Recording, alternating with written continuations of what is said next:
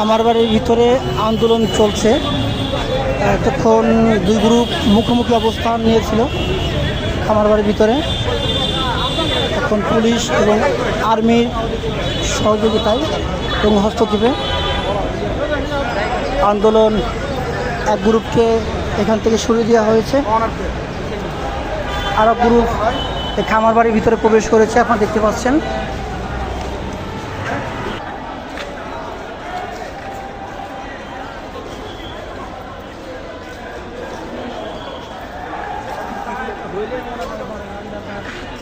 খামারবাড়ি পুরো বন্ধ করে বলতে